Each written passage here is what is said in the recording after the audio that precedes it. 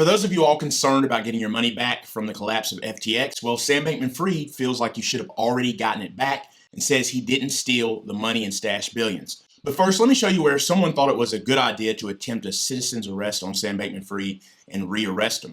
You know, I was humored by the arrival of a 75-pound German Shepherd, a guard dog that was shown up.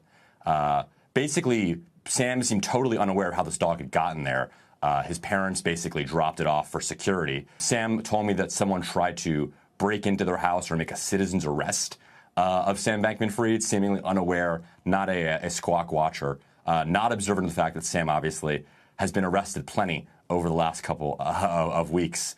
Ultimately, there's sort of like a paranoia that I don't necessarily think is unfounded, but you know, Sam and his family are very concerned about security at this point, just given his profile. Now, obviously, that was a stupid idea. He's clearly been arrested already. And it looks like Sam Bankman-Fried's best friend in the world is a 75-pound German Shepherd that he doesn't know how it got there. But let's talk about how Sam Bankman-Fried just made a blog post that explains whose fault it was and also where the money should be and that he should be running the company still. So there's a couple of things he said in the blog post. One thing is, as far as blame, he takes a page out of Kevin O'Leary's book. Binance is a massive, unregulated global monopoly now. They put FTX out of business. And he does blame Binance. He believes that was the nail in the coffin, if you will. But a general statement that he made was that the actual collapse of FTX was due to the broader crypto crash that happened.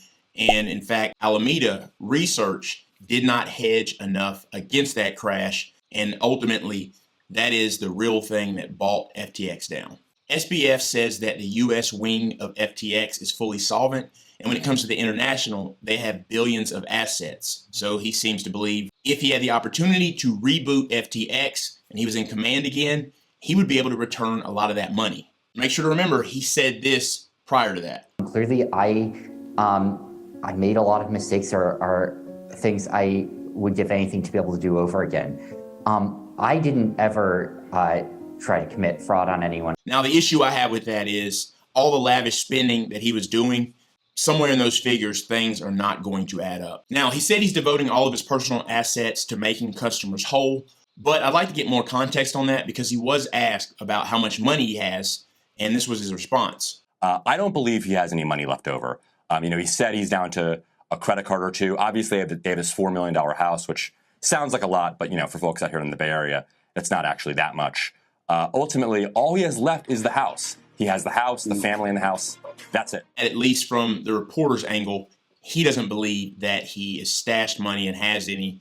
So I have to see how that plays out. But just because that's what he believes certainly doesn't mean that that is fact. I do have another video I'm going to drop. There may be some level of truth to what Sam Bankman-Fried has said.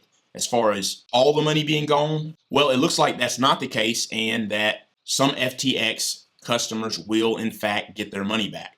Is Sam Bankman-Fried a scammer or just a guy that had no clue what the heck he was doing? Comment below.